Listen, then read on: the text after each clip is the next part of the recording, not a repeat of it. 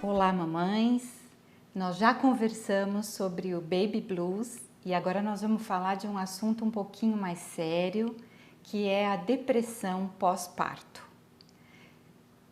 Relembrando um pouquinho, né, o Baby Blues, ele trata daquela tristeza, daquela melancolia que a mamãe tem e que vai da primeira semana até 15 dias, pode durar até 15 dias, e que é uma questão fisiológica, ou seja, não precisa ter nenhuma intervenção para que ela passe, porque vai passar normalmente. Se não passar e a coisa começar a piorar e essa tristeza começar mais forte e o choro vier mais intensamente, a gente já tem que pensar num quadro de depressão pós-parto. A depressão pós-parto, ela tem uma diferença em relação ao blues, e eu acho que é importante salientar isso até para a mamãe e para a família poder ajudar na identificação, é que a depressão pós-parto, ela vem com uma questão muito importante e muito forte, que ela tira a vitalidade dessa mãe. E o que quer dizer isso? Ela perde o ânimo, perde a vontade, não só de cuidar do seu bebê, mas de fazer qualquer atividade. E ela vem também acompanhada de sensações muito fortes, inclusive de ideações suicidas. Ela pode vir acompanhada por essas ideações, o que é uma coisa já para se procurar uma ajuda. Por isso, diferentemente do Baby Blues, na depressão pós-parto é preciso que haja uma intervenção médica, ou seja, é importante e por isso fale com seu obstetra que ele pode lhe acompanhar, mas o importante é procurar uma ajuda psiquiátrica e uma ajuda de psicoterapia. E é importante falar com o obstetra, por quê? Porque ele pode ajudar na indicação de um psiquiatra que entenda mais desse período puerperal, porque hoje em dia existem medicamentos que podem ser utilizados no decorrer da amamentação sem prejudicar o bebê. Por isso é importante o encaminhamento para um psiquiatra especializado. O que a gente pode dizer sobre a depressão pós-parto é um alerta para que ela seja prevenida. Então, diferente também do Baby Blues, a depressão pós-parto pode ser prevenida. E como é que ela pode ser prevenida? Quando ela for acompanhada, quando a mamãe for acompanhada já durante a gestação. Então, se você sentir na gestação já algum sintoma que sinalize uma depressão, precisa ser comunicado ao obstetra. Por quê? As estatísticas dizem que 60% das mães que têm depressão pós-parto severa já tinham sintomas de depressão durante a gestação ou até mesmo antes dela. E eu não estou falando só de depressão, pode ser também qualquer outro transtorno como síndrome do pânico ou qualquer outro transtorno psíquico na gestante ou na família que possa sinalizar uma predisposição.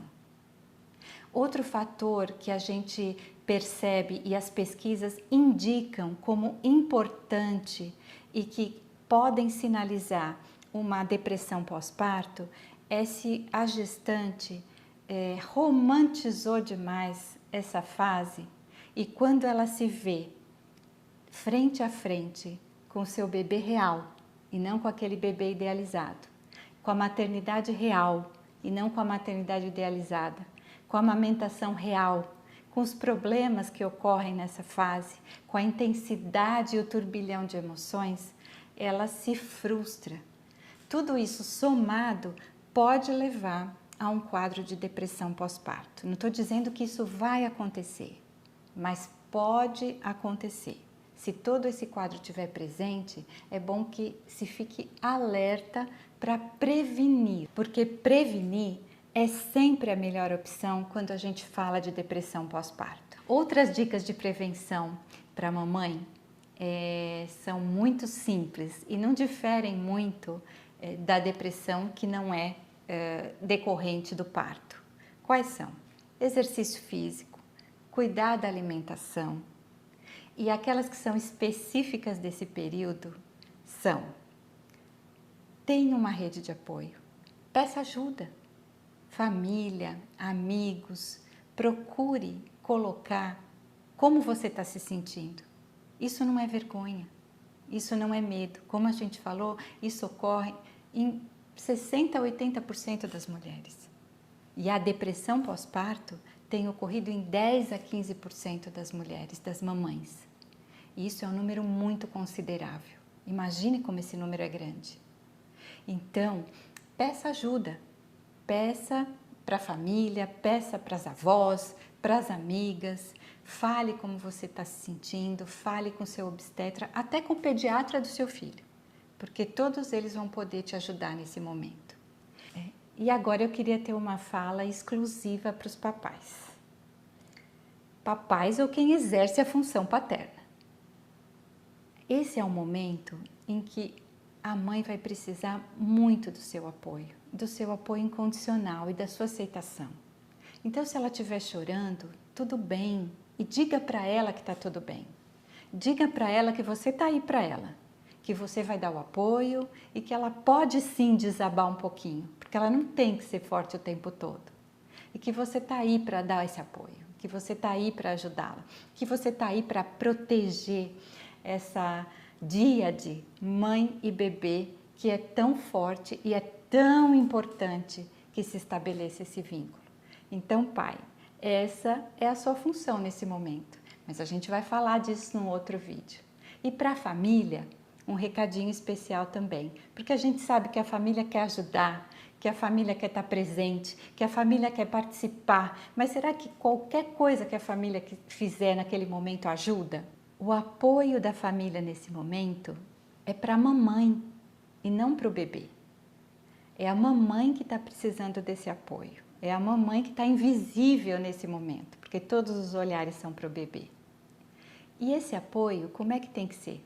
Ele tem que ser dado respeitando as decisões dessa mãe, que ela está descobrindo a forma de exercer a maternagem dela. Como é que ela quer maternar? É um direito que ela tem. Então, respeitando as decisões dela. Quer dar um palpite, vovó? Quer dar um conselho? Dá se a mamãe pedir. Mas se ela não pedir, melhor deixar que ela faça do jeito dela, porque ela tem esse direito. Ela tem o direito de acertar, de errar, até descobrir qual é o jeito que ela quer maternar. O bebê é muito receptivo a isso. Ele aceita isso. Ele está formando ali, ele está reconhecendo aquela mãe, agora do lado de fora. E da mesma forma, a mãe está reconhecendo o seu bebê.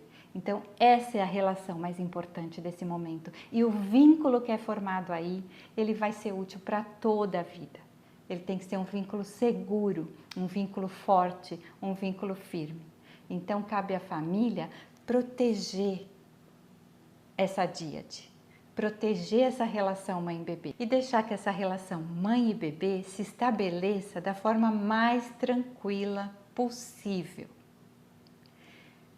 Mais uma coisa só para a gente terminar é o seguinte: mamãe, diante da impossibilidade de você ter o apoio da sua família nesse momento para tratar de questões emocionais, hoje em dia existem redes de apoio virtuais. Então tem blogs, tem sites, grupos de mães que falam só sobre esses temas e que podem nesse momento ajudar muito e trazer muito conforto, porque você vai perceber que todas estão passando pelo mesmo processo, sentem as mesmas coisas, têm as mesmas dúvidas e inseguranças, e isso pode te ajudar muito ou te acalmar muito para você passar por essa fase do puerpério.